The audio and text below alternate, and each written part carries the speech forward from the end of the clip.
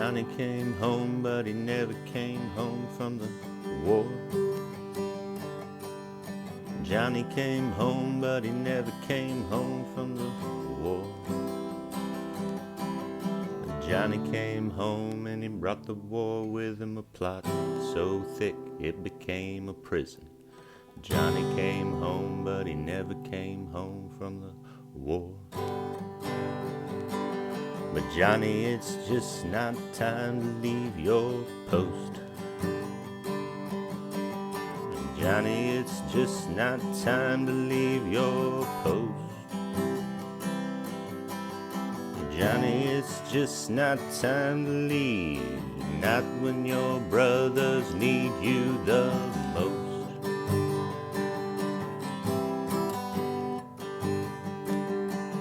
And 20 years ain't a long time when you're 40. 20 years ain't a long time when you're 40. 20 years ain't a long time when you got what you got on your mind. 20 years ain't a long time when you're 40. And something told me to get a jump on 40. Yeah, something told me to get a jump on 40. Something told me after 40 years I would arrive at the end of the trail of tears. Something told me to get a jump on 40. But Johnny came home, but he never came home from the war. All right, welcome, Bears. A little 2-minute song for you about the subject of having something that you can't quite get over, and it eats away at you until it kills you. I'm talking about suicide. Yeah, I kind of backed myself into a corner with this YouTube channel. I didn't want the subject matter to get so serious so soon, but it's not something I have control over. One of my friends killed themselves, and I take it a little bit personally. And so, it's a difficult subject for two main reasons. One, obviously, the stigma attached to it. It's just, I don't want to come across as weak in any way because I'm honing in on this subject. Because,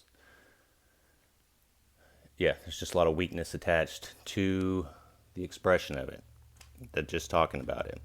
That's why it's like people that are really contemplating it, you'll never hear them talk about it. Yeah. Speaking of that, 9/11 just happened, and on social media, it was just one post after another, never forget, never forget. And then you get all the dissonance of, well, also never forget Benghazi, and also never forget that it was an inside job, and also never forget Building 7, and on forever. It kind of coincides with all those, just the subject of PTSD. It's like, check in on your loved ones who have the post-traumatic stress disorder of any kind, because it's Suicide Prevention Week, and I'm just doing a brother check-in here, and I need 5 brothers to post this, just saying that we care about each other and looking out for each other. And just all the platitudes to just eat away at you. It becomes so negative after a point. Just what we do as a culture to deal with this subject. So yeah, that's one of the reasons. The other reason is you don't want to have too much levity about the subject, while at the same time you want to bring peace about the subject, but you don't want to bring peace about it to somebody who's near the edge and give them enough peace to push them over the edge. Because in my experience, that can happen. So it's a dangerous subject matter, so I'm just going to put it in a high gear and push through. Okay. In the general sense of the veteran, the problem the veteran has with his inability to link back up with reality after experiencing whatever he experienced. So we'll just go through the grabble of 9/11. Okay, we have to accept it. The entire grabble. Um, you can't live in this weird patriotic daydream where where you just accept the official narrative and you try to link it up to what you see going on in the world today. Just doesn't work. You have to accept it was a massive grabble. First, it was just a drawing in of a lot of the masculinity and a lot of the young men, which happens in every age. But the build up, there was two main movies that came out: Black Hawk Down and We Were Soldiers. They came out in the '90s, the late '90s. And me being a teenager, when I saw them, it just it tapped into that sense of what is my responsibility as a man, and is that battlefield somewhere out there? Is that my responsibility? And will I rise to the occasion if I'm placed on the front lines in that sense? And there's this whole romantic, with the music and the way the cinematography is, where you're just like, man, that's a slightly more black and white world of truth and consequences. Unlike I've said before, unlike the nursery we were all raised in. I just want to go experience the conflict because we associated that with the rite of passage. If we wanted to be men and learn what it was to be men, that was the path. And so the huge build-up, then 9/11 happened, huge amount of people joined. And so the first, what were all the after effects of going to war in Afghanistan and then Iraq? Well, the surveillance and the security, the national security apparatus, just all over the world. It was just an excuse to just ratchet that up, and that's obvious. The Patriot Act and all that stuff. On another level, you had the opium of the Afghanistan and the oil of Iraq. And so this was all just one big movement for opium and oil superiority, which ties into, it's almost like there was an industry that became dependent on opium. We all know that opium is its own pandemic because the medical industry for a while, they made it their primary objective to treat pain, not to treat whatever the problem was. That your pain was the primary thing that needed to be fixed. That trumped all other problems. So whatever you told the doctor your pain level was, he was going to give you that level of opium. And we saw what that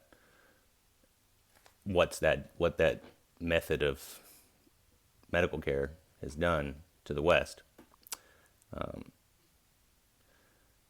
So that's the whole another part of the grabble was the opium and the oil.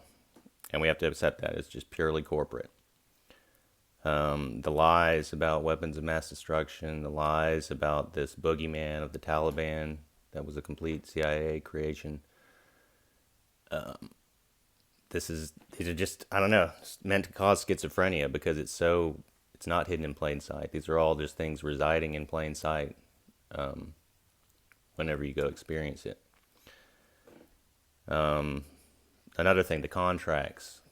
All the civilian contracts through Halliburton, Kellogg, Brown, and Root, and all the money, you can see it just getting funneled to certain people and certain organizations, and you realize it was just trillions just siphoned out of the military-industrial complex into private hands, just at a ridiculous level, and obvious. Another part of the big grabble was parts of Afghanistan and Iraq and Pakistan. They hadn't been fully investigated. Like the whole Afghanistan campaign, besides opium superiority, was about just cataloging which tribes and villages, cataloging literally an expedition through the mountains. Specifically this place called Waziristan, which is a place between Pakistan and Afghanistan, and the people call themselves Waziris because they don't identify as Pakistani or Afghani. So this just kind of clues you in that they consider themselves a more ancient tribe than these modern names. But that was pretty much the main objective, besides opium, of Afghanistan, was just dominion over this territory that was still somewhat independent, and just the reconnaissance and the conquest of all these mountains and caves. And no, I didn't myself run into any giants out there, but I heard plenty of rumors. I did see some big people because the normal Arab Afghani is pretty small. So if you see one that's, 6'8" or 6'10", they're true giants. And I did see a few of those. It seemed like more than you'd see in the West. Okay, and then so after all this collateral damage, all of the search and destroy and investigate these villages, where does that leave you? Upon coming back to the materialist la la land of America. It becomes, all the subject matter becomes almost too much to want to deal with. And truly, it is too much to deal with if you don't have a foundation, religious foundation. And it's almost a direct correlation between veterans who lean into God and how they thrive, and the ones that try to maintain this independent, lone wolf attitude towards the West. They're disenfranchised by the military-industrial complex. They're completely disenfranchised by the American dream and what it's become. And so you try to make a life for yourself in the middle somewhere. And it's just not easy. It's pretty much impossible in my mind. And so what happens? Yes, all this subject matter becomes just this hellish opera of this descent from this 9/11 event, and this descent into more and more and more corruption and addiction until, we're on into 2020 and in the new PSYOP that we're all under right now. And it's, like I said, it's taking a toll. Oh my God, it's like we're getting picked off. And the way to turn this hell opera, all these bad notes, all this corruption, all this evil, it must be resolved. It is a composition, but it's a hellish composition right now. It's very dissident, very atonal. You have to accept that you are still on the battlefield. You are in occupied territory. On this side of life, you're in occupied territory in a certain sense. And so that you never got out, you never got discharged. That DD-214 doesn't mean anything. You're still right in the middle of the battle. And the battlefield is wherever you are, and especially in your mind. And staying faithful to a cause is what's going to keep you alive. And you have to accept that all the stuff you went through was preparing you for the next battle, the next level of this thing. And that's how you got to slowly resolve this musical hell opera into something else, because it goes on for a long time, and the movements, they can be resolved with the help of a higher power. So that's the big, broad, general point I wanted to get across about my particular breed of veteran and what we went through, and how you have to view the world to survive now. But hopefully the next video, which I'll do soon, we'll talk about more specifically my particular case and the particular effects of my participation in the Grappler Wars. So that's plenty for now. Hope everybody's doing great, and keep crushing.